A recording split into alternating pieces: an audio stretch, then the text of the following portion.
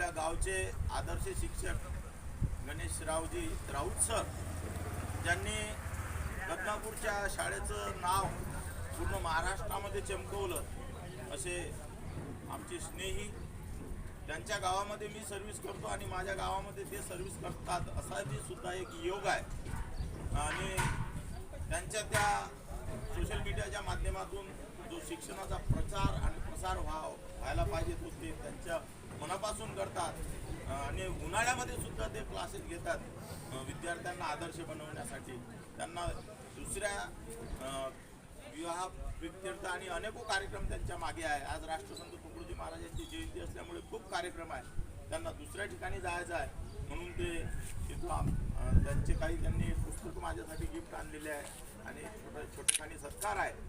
त्यांचा सुद्धा सत्कार नियोजित आहे. तर पहिले 2 शब्द ते त्याबद्दल बोलतील. आणि खरोखर या महाराजांचे जे कार्य आहे ते खरंच प्रेरणादायी आहे आणि त्यांची प्रेरणा, त्यांचे मार्गदर्शन सतत मला मिळते. मी त्यांच्या लग्नाला उपस्थित राहू शकत नाही, परंतु त्यांचा सत्कार माझ्या हातून करावा या उद्देशाने माझे स्वतःचे लिहिलेले 2 पुस्तकं हे स्वतः त्यांना देत आहेत आणि त्यांचा त्यांनी स्वीकार करावा अशी मी त्यांना विनंती करतो.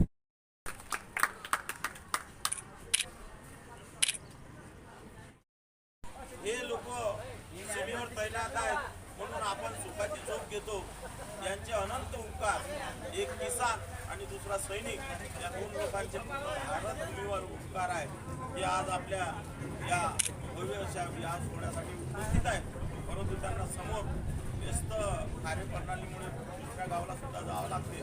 मी विनंती करेल आमचे बंधू गुरव त्यांचा येतो ती तसा शाल देऊन त्यांना सुद्धा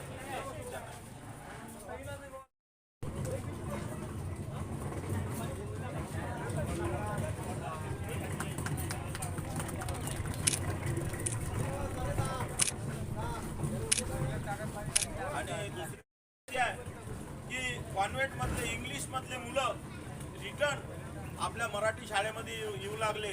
त्याला कारण म्हणजे गणेशरावजी राऊत सर आणि ते सर्वचे सर्व टीम, मुख्याध्यापक साहेब, कोकळे सर, सर्वच्या सर्व लोकांचं मेहनत आहे.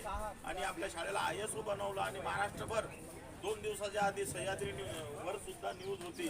असं मला तरी वाटते महिन्यातून 2 ते 3 वेळा सह्याद्रीवर आपली शाळा चमकते. ते फक्त या सर्व शिक्षक लोकांच्यामुळे. आणि महाराजांनी सुद्धा असं म्हणून ठेवलेलं आहे की गुरुजींनी द्यावे असे धडे आपला आदर्श ठेवून पुढे. विद्यार्थी तयार होता चोहीकडे, राष्ट्र होई तेजस्वी, ग्राम होई आदर्श. तर त्यांचा सत्कार आमचे काका चंद्रभानजी गुरव हे त्यांचा यथोचित असा शाल देऊन सत्कार.